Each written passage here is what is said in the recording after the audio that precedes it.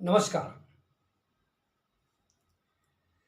जीवन कितना सुंदर हो, सुखदायी हो, इसके लिए मनुष्य सदैव प्रयासरत रहता है। अनेकों तरह की शिक्षा ग्रहण करता है। कोई डॉक्टर बनता है, कोई इंजीनियर बनता है, तो कोई बिजनेस करता है, कोई प्रधानमंत्री बनता है, तो कोई राष्ट्रपति बनता है। और जीवन सुखद हो, इसके लिए जीवन भर प्रयास करते रहता है। लेकिन कभी किसी व्यक्ति को जीवन के अंतिम क्षणों यानी मृत्यु के क्षणों की तैयारी करते हुए देखा है? शायद नहीं। जीवन को अच्छा बनाने के लिए निश्चित रूप से अच्छी एजुकेशन, संपदा, ये सब जरूरी है। लेकिन इस संपदा को मृत्यु समेट के ले जाती है, छोड़ जाती है सब यही। तो मृत्यु की तैयारी कोई नहीं करता। जो कुछ भी हम आनंद पाने के लिए, सुख पाने के लिए जीवन में करते हैं, जितना सुख पाने का प्रयास इंसान जीवन में करता है, उतना ही उसी मात्रा का कष्ट मृत्यु के समय इंसान को होता है। को जितना जो कुछ भी संपदा इकट्ठी करते हैं, सुख पाते हैं, मृत्यु के क्षणों में इस सब को छोड़ने का कष्ट उतना ही गहरा होता है। और इस जीवन पर्यंत जो कुछ भी भौतिक संपदा, आनंद, जो कुछ भी व्यक्ति प्राप्त करता है, वही उसी के विचार मृत्यु के समय मनुष्य के अंदर चलते हैं और वो अगले जन्म का कारण बनता है। तो जीवन को सुखद बनाने के लिए ये सब जरूरी तो है, लेकिन क्या इसके साथ साथ मृत्यु की तैयारी भी नहीं करनी चाहिए? तो मृत्यु की तैयारी क्या है? हमारे वेदों और उपनिषदों का ज्ञान ये सब बताता है। हमने पिछले 2-3 उपनिषदों में पढ़ा है कि पूरे जीवन को 4 आश्रमों में विभाजित किया गया है। अगर वेदों और उपनिषदों के हिसाब से हम अपने जीवन को जीते हैं, तो मृत्यु की क्षण में होने वाला कष्ट समाप्त हो जाता है और फिर से जन्म मरण की जो पुनरावृत्ति है, उससे भी मुक्ति मिलती है। तुम अच्छे संपदा, धन दौलत इकट्ठा करके आनंद पा सकते हो इस जीवन में, लेकिन ये संपदा और सुख तुम्हें फिर से लाने के लिए तैयार करता है। हम देखते हैं कि जीवन में कितने कष्ट हैं। संपदा ये तुम्हारे कष्टों को दूर नहीं करती। मानसिक कष्ट और शारीरिक कष्ट, ये दोनों ही तरह के कष्ट मनुष्य को लगातार रहते हैं। शारीरिक कष्ट जो होते हैं, उनको कुछ हद तक कम करना थोड़ा मुश्किल होता है, कि वो हर उस शरीर को होता है जो उस भौतिक शरीर में है, उसको शरीर का कष्ट होना ही है। मानसिक कष्टों को कम किया जा सकता है और हमारी वेद और उपनिषद ऐसा करते हैं। जब इस जीवन को सुखमय बनाने के लिए तुम अनेकों प्रकार के ज्ञान, अध्ययन, शिक्षा प्राप्त करते हो, तो अंतिम क्षणों के लिए भी कुछ करो, और वो है हमारे वेदों का ज्ञान। इन वेदों में शरीर के अंदर होने वाले कष्टों का भी निवारण है और मृत्यु के समय होने वाले जो मोह, संसार के प्रति जो मोह होता है, उसका निवारण भी इसमें दिया गया है। तो मनुष्य को चाहिए कि अपने वेदों और उपनिषदों का ज्ञान साथ साथ करते रहना चाहिए। तो आज का जो उपनिषद है, कंठ रुद्रोपनिषद, इस उपनिषद में अनेकों प्रकार के वर्णन हैं, जिसमें से खास तौर से जब व्यक्ति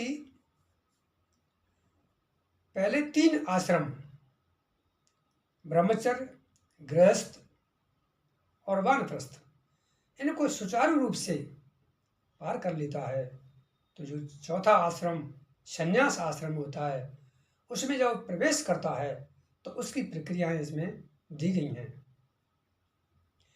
कि संन्यास आश्रम में जाते वक्त उसे क्या करना है, उससे पहले क्या करना है और उसके बाद में क्या करना है, सारी प्रक्रियाओं का इसमें वर्णन है।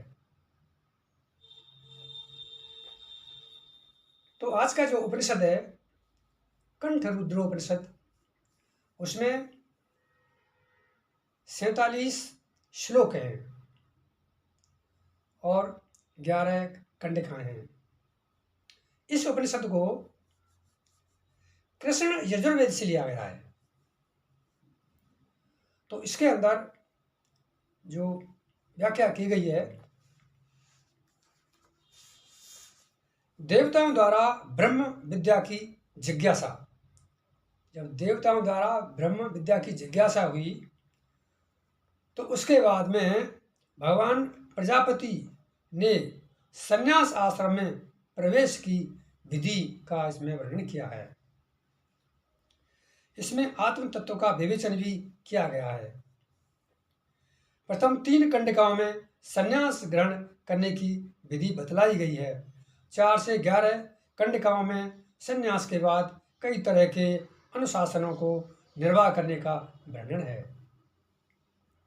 ब्रह्म और माया का वर्णन करते हुए ब्रह्मांड की रचना का भी इसके अंदर वर्णन किया गया है। पंच आत्मा, पंच कोशों का मर्म समझाते हुए परमात्मा तत्व को ही ईश्वर, जीव, प्रमाता, प्रमेय एवं फल के रूप में स्थापित किया गया है। अंत में इस पूरे कथन को वेदांत का सार इसमें बताया गया है। तो इसमें आगे जो चर्चा करते हैं,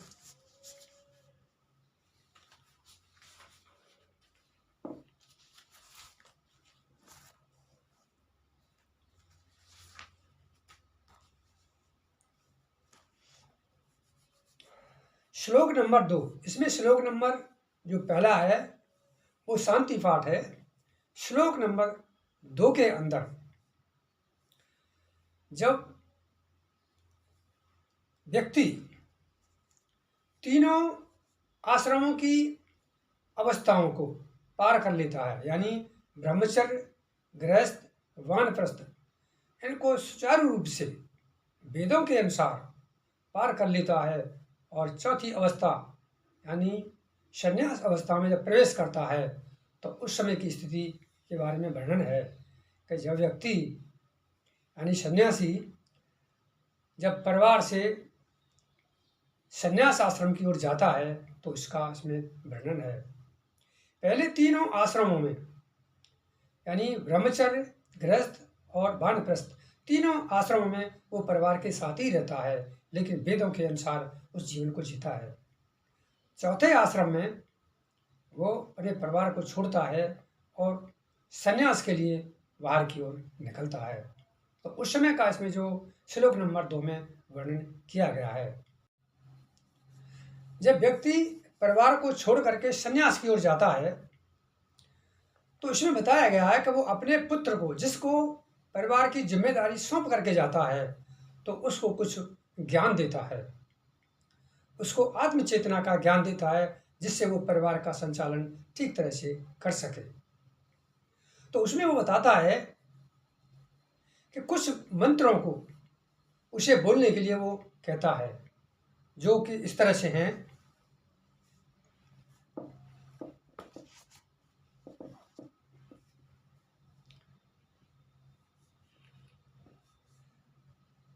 जब व्यक्ति परिवार को छोड़ करके जाता है तो अपने शिखा के साथ बालों का मुंडन करा करके यज्ञोपवीत का परित्याग करके अपने पुत्र को देखकर उससे इस प्रकार कहे कि तुम ब्रह्मा हो, तुम यज्ञ हो, तुम ओंकार हो, तुम स्वाहा हो, तुम स्वदा हो, तुम दाता हो, तुम विधाता हो। इस तरह के अपने पुत्र से कहता है, जिससे कि वो उसकी आत्मा में थोड़ा सा भला आए और वो अपने परिवार को सुचारू रूप से चला सके, यानी परमात्म तत्व का भी थोड़ा सा उसे बोध कराता है। फिर ऐसा सुनने के बाद उसका पुत्र को कहना चाहिए, मैं ब्रह्मा हूँ, मैं यज्ञ हूँ, मैं ओंकार हूँ, मैं स्वाहा हूँ, मैं स्वदा हूँ, मैं ही धाता हूँ, मैं विधाता हूँ, त्वष्टा भी मैं हूँ और प्रतिष्ठा भी मैं हूँ। ऐसा उसका पुत्र को कहना होता है। इस प्रकार परिव्राजक यानी सन्यासी होकर घर से बाहर निकलने पर जब पुत्र पत्नी आदि पीछे पीछे गमन करें तो उन्हें देख करके अश्रुपात न करे। यदि अश्रुपात करेगा तो उसकी संतान विनष्ट हो जाएगी। तदनंतर वे समस्त परिवारीजन सन्यासी की प्रदक्षिणा करने के पश्चात उसे बिना देखे ही यदि वापस लौट जाते हैं तो इस तरह का सन्यासी देवलोक का अधिकारी होता है। ये दूसरे श्लोक में बताया गया है। आगे का जो तीसरा श्लोक है,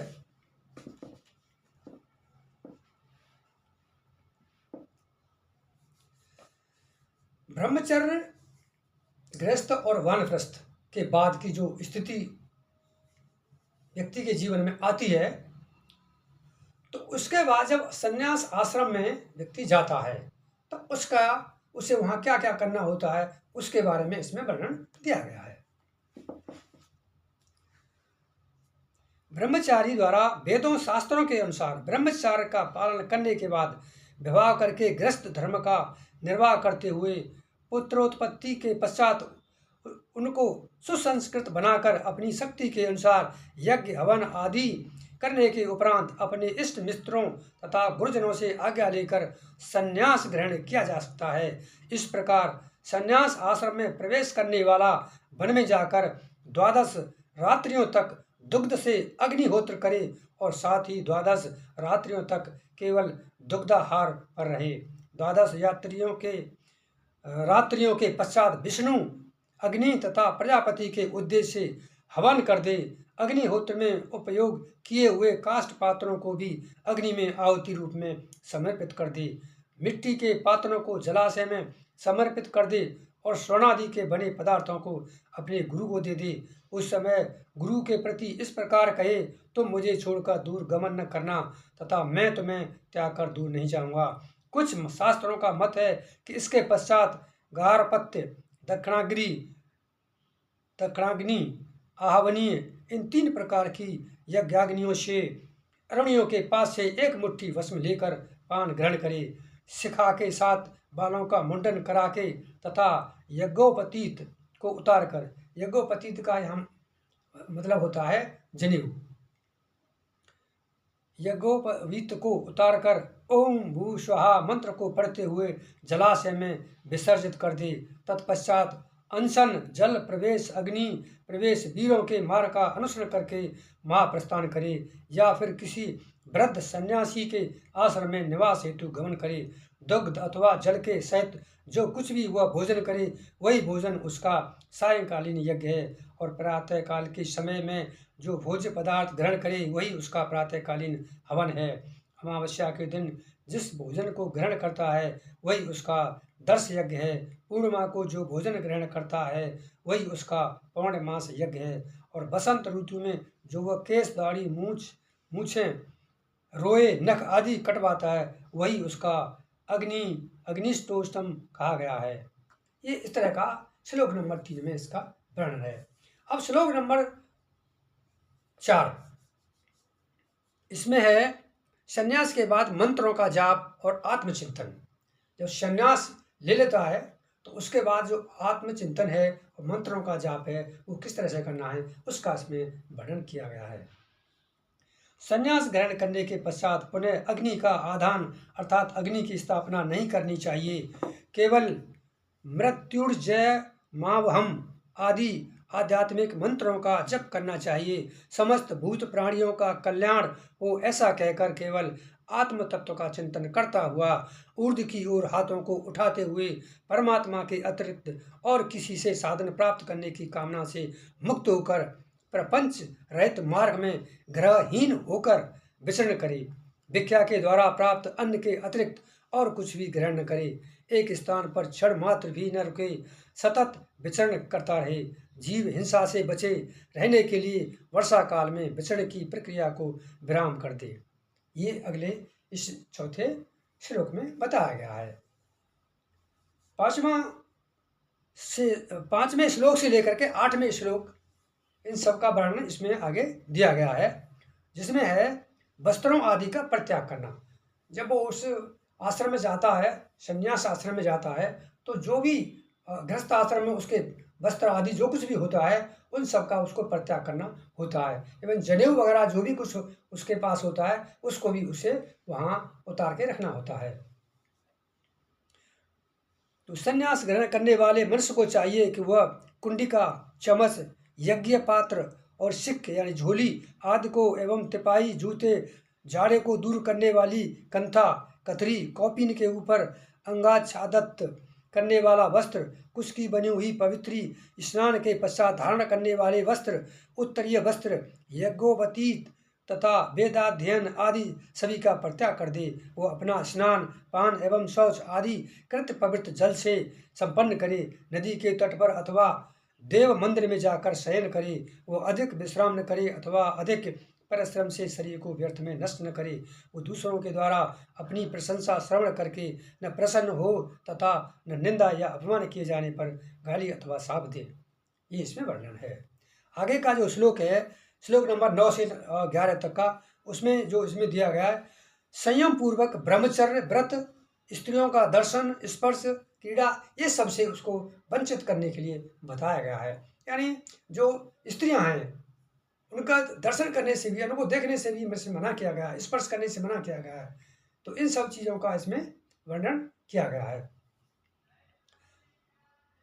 सन्यासी को आलस्य प्रमाद से रहित होकर संयम पूर्वक ब्रह्मचर्य व्रत धारण करते हुए जीवन यापन करना चाहिए। स्त्रियों का दर्शन, स्पर्श, क्रीड़ा, चर्चा, गुहा, काम तत्व से संबंधित विषयों की बातचीत, काम, संकल्प, संभोग के लिए प्रयत्न तथा संभोग की क्रिया, ये 8 प्रकार के मैथुन विद्वान पुरुषों के द्वारा बताए गए हैं। उक्त 8 प्रकार के मैथुन के त्याग रूप ब्रह्मचर्य का पालन मोक्ष प्राप्ति की इच्छा रखने वाले लोगों को करना चाहिए।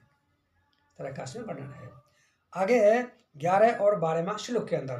तो 11वें 12वें श्लोक में दिया हुआ है ब्रह्म का स्वरूप और प्राप्ति का मार्ग। इसमें ब्रह्म का क्या स्वरूप है, कहाँ कहाँ वो विद्यमान है और उसको प्राप्ति के बारे में बताया गया है। जो जगत को प्रकाश देने वाला है, नित्य प्रकाश रूप में स्वप्रकाशित है, वही समस्त जगत का साक्षी है।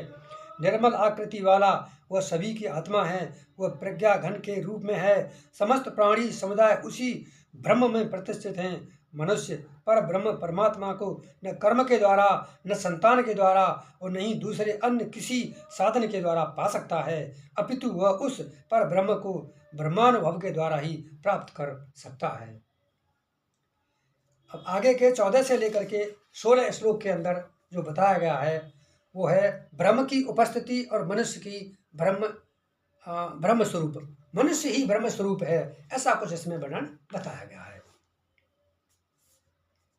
वह सत्य ज्ञान आनंद स्वरूप अद्वितीय ब्रह्म इस माया, अज्ञान एवं गुहा आदि नामों से कहे जाने वाले संसार में विद्यमान है। उस ब्रह्म को मात्र विद्या सद्ज्ञान के माध्यम से ही जाना जाता है। जो मनुष्य परम व्योम रूपी नित्य धाम में विद्यमान इस अविनाशी ब्रह्म को जानता है, वह द्विजों में श्रेष्ठ ब्राह्मण क्रमानुसार समस्त कामनाओं को प्राप्त कर लेता है। उसकी सभी इच्छाएं पूर्ण हो जाती हैं। अज्ञान एवं माया शक्ति के साक्षी रूप प्रत्यगात्मा को जो मनुष्य में एक ब्रह्म स्वरूप हूँ इस प्रकार जानता है, वह मनुष्य स्वयं ही ब्रह्म स्वरूप हो जाता है। आगे 17 से लेकर के 20 श्लोकों का वर्णन जो दिया गया है उसमें बताया गया है पंच तत्व सृष्टि की संरचना।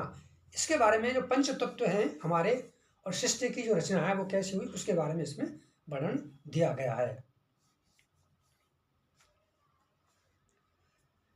शक्ति संपन्न इस ब्रह्म रूप आत्मा से उसी प्रकार अपंचीकृत आकाश अर्थात शब्द आदि तन्मात्राएं उत्पन्न हुई। जिस प्रकार रज्जु यानी रस्सी में सर्प की प्रतीति होती है, इसके पश्चात पुनः आकाश से वायु संज्ञक अपंचीकृत स्पर्श तन्मात्राओं की उत्पत्ति हुई। तदनंतर वायु से अग्नि की उत्पत्ति, अग्नि से जल की उत्पत्ति और जल से पृथ्वी की उत्पत्ति हुई। उन सूक्ष्म भूतों को शिवस्वरूप ईश्वर ने पंचीकृत करके उन्हीं से ब्रह्मांड आदि की रचना की। ब्रह्मांड के उदर में समस्त भूत प्राणियों के पूर्वकृत कर्मानुसार देव दानव यज्ञ किन्नर मनुष्य पशु पक्षी आदि योनियों की सृष्टि रचना हुई।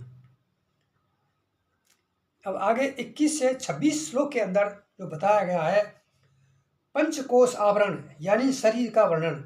जो हमारे पंचकोश शरीर हैं, जो आवरण हैं, उनका इसमें वर्णन किया गया है। जैसे अन्नमय है, प्राणमय है, मनोमय, विज्ञानमय और आनंदमय, ये जो पंचकोश शरीर हैं, इनका वर्णन इसके अंदर बताया गया है।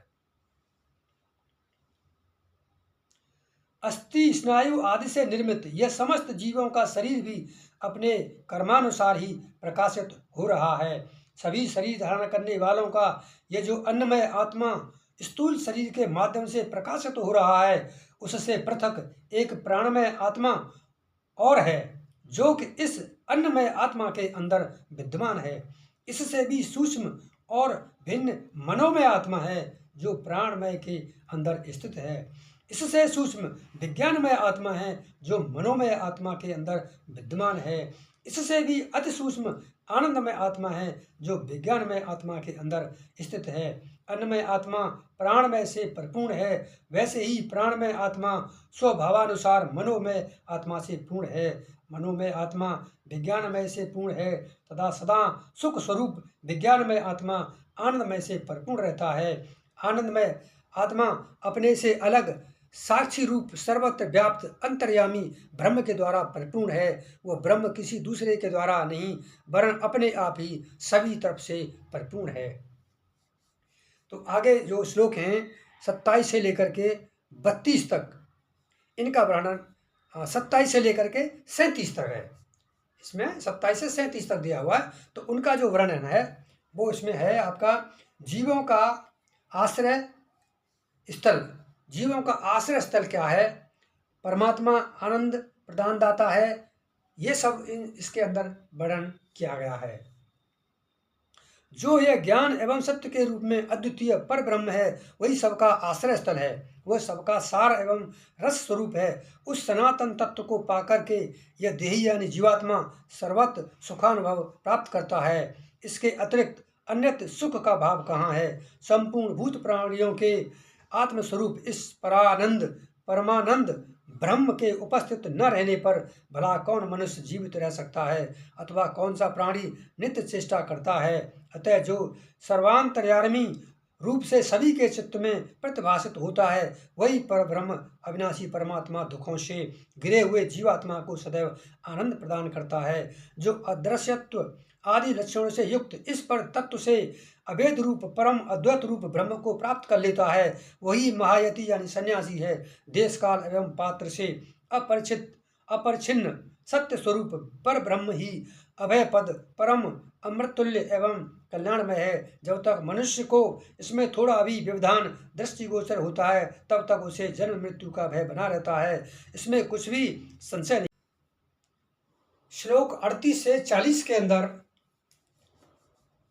परमात्म तत्व प्राप्त करने का विवरण दिया गया है।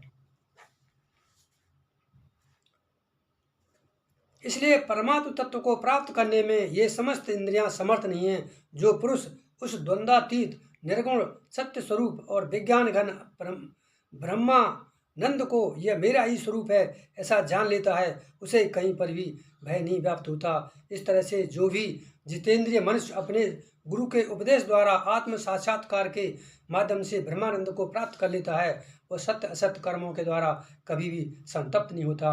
विषय भोग तापक हैं और चित्त ताम्य है। चित्त एवं उसके विषयों से ये संपूर्ण विश्व विभाषित हो रहा है। आगे 41 से 45 में श्लोक के अंदर जो बताया गया है परमात्मा तत्व के विभिन्न स्वरूपों का वर्णन। वेदांत शास्त्रों में वर्णन मिलता है कि वह प्रत्येक आत्मा के रूप में है। 7 तरह के जिन तत्वों का वर्णन किया गया है वे ब्रह्म, ईश्वर, जीव, प्रमाता, प्रमाण, प्रमेय और फल हैं। इसमें व्यावहारिक दृष्टि से भेद माना गया है। पर ब्रह्म परमात्मा तो शुद्ध चैतन्य स्वरूप है। वो माया के द्वारा निर्मित उपाधियों से सदा सर्वदा मुक्त रहता है।